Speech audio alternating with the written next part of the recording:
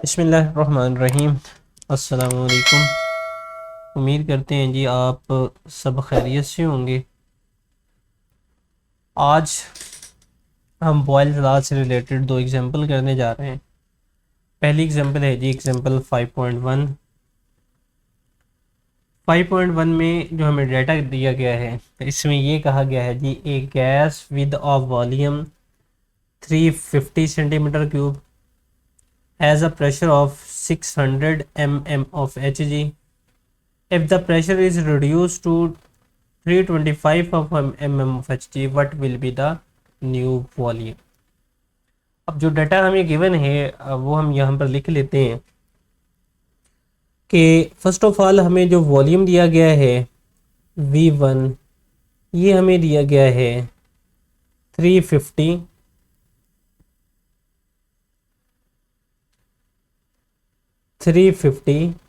Centimetre cube.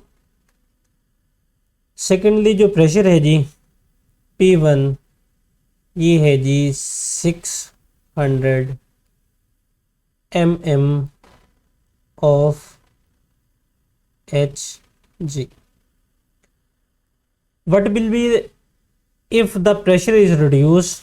P2 की value दी गई है कि अगर प्रेशर को कम कर दिया जाए 325 mm of Hg तक, what will be the new volume, यानी V2 की वैल्यू जो है ये हमारे पास क्या होगी।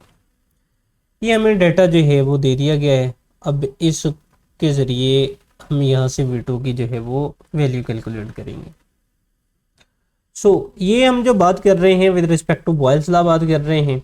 यहाँ पर हम लिख लेते हैं जी अकॉर्डिंग टू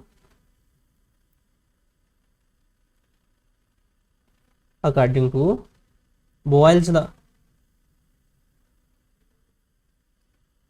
अब बॉयल्स लॉ हमें क्या कहता है? बॉयल्स लॉ हमें ये कहता है जी कि product of pressure and volume यानी P1 V1 is equal to ये हमारे पास P2 एंड V2, यानी इन दोनों के प्रोडक्ट की जो भी वैल्यू होगी वो हमारे पास इक्वल होगी। अब यहाँ से हम वैल्यू किसकी कैलकुलेट करना चाहते हैं? V2 की, यानी इस वाले की वैल्यू V2 की वैल्यू जो है वो यहाँ से हम कैलकुलेट करना चाहते हैं। यहाँ से हम V2 की वैल्यू कैलकुलेट करना चाहते हैं तो P2 इस साइड पर आकर डिवाइड हो जाएगा, यानी ये वाली वैल्यू जो है वो इस साइड पर आकर डिवाइड हो जाएगी। अब मैं इसको कुछ इस तरह से लिख लेता हूँ, V2 इज इक्वल टू ये हमारे पास है P1 V1 ओवर P2। अब इसमें वैल्यू पुट कर लेते हैं। वैल्यू हमारे पास P1 की वैल्यू ये है जी 600 mm of Hg multiply by V1 की वैल्यू हमारे पास है 350 centimetre cube and divided by P2 की वैल्यू हमारे पास है जी 325 mm ऑफ Hg। ये हमने जितनी भी वैल्यू हमें गिवन है जी ये हमने सारी की सारी लिख ली। अब इनको हम डिवाइड करेंगे। ये वाला जो यूनिट mm ऑफ Hg है ये वाला यूनिट mm ऑफ Hg के साथ कैंसिल हो जाएगा। पीछे हमारे पास कौन सा यूनिट बचा? पीछे हमारे पास बचेगा जी सेंटीमीटर क्यूब। बाकी इनको 600 को मल्टीप्लाई करें 350 के साथ, डिवाइड कर दें 325 के साथ, तो यहाँ पर हमारे पास इसकी वैल्यू आ जाएगी जी 700। V2 की वैल्यू हमारे पास आ गई 700 सेंटीमीटर क्यूब। ये हमारे पास जो न्यू वॉल्यूम है उसकी वैल्यू जो है वो हमारे पास आ जाएगी। अब हम एग्जांपल नंबर 2 पे चलते हैं जी। Example number 5.2। इसमें सबसे पहले गिवन डाटा हम लिख लेते हैं जी। सबसे पहले हमें ये कहा गया है जी कि 785 centimetre cube of a gas. हमारे पास गैस है जी 785, यानी यहाँ पर हमारे पास फर्स्ट ऑफ ऑल वॉल्यूम आ गया V1, ये हमारे पास कितना है जी 785 5 centimetre cube enclose in a container under a pressure 600 mm of Hg। यानी P1 की वैल्यू हमारे पास आ गई 600 mm of Hg। If the volume is reduce, volume को जो रिड्यूस कर दिया गया, यानी V2 की वैल्यू हमारे पास आ गई 350 centimetre cube. What will be the pressure? अब जो नया प्रेशर है P2 की वैल्यू वो हमने यहाँ से कैलकुलेट करनी है। सो ये हमारे पास इसका गिवन डाटा जो है वो मौजूद है। अब इसके सॉल्यूशन की तरफ आते हैं। सॉल्यूशन में again according to Boyle's law इसको डील करेंगे। सो यहाँ पर लिख लेते हैं जी, अकॉर्डिंग टू बॉयल्स लॉ।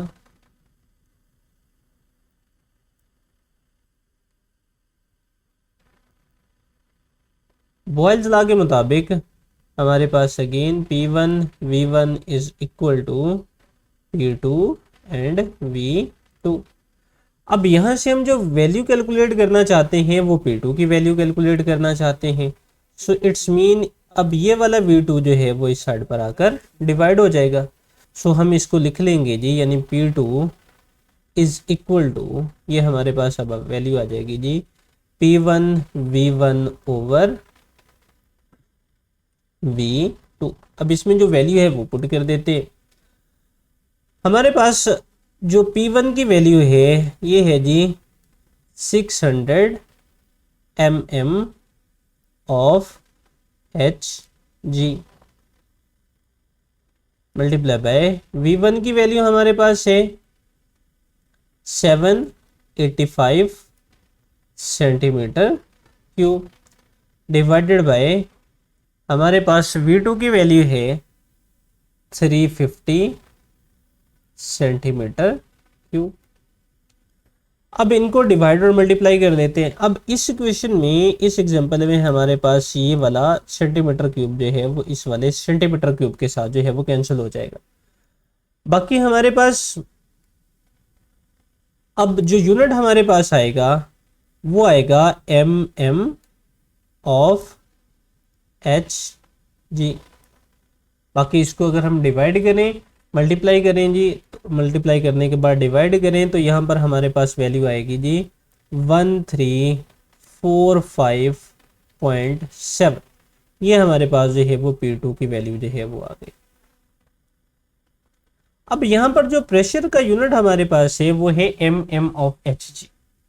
अब अगर इस mm ऑफ Hg को हम कन्वर्ट करना चाहते हैं टॉर में, तो अब क्या करेंगे जी, अब यहाँ पर हम इसको डिवाइड कर देंगे 760 के साथ, यानी P2 इज इक्वल टू, ये हमारे पास है 1345.7, इसको डिवाइड कर देंगे हम 760 के साथ। तो अब यूनिट हमारे पास क्या आ जाएगा जी, ये आ जाएगा जी 80 m। इसको अगर डिवाइड करें तो ये हमारे पास यहाँ से वैल्यू आएगी जी 1.7780 m। सो ये हमारे पास जो प्रेशर है ये इसका ATM में जो है वो आ जाएगा।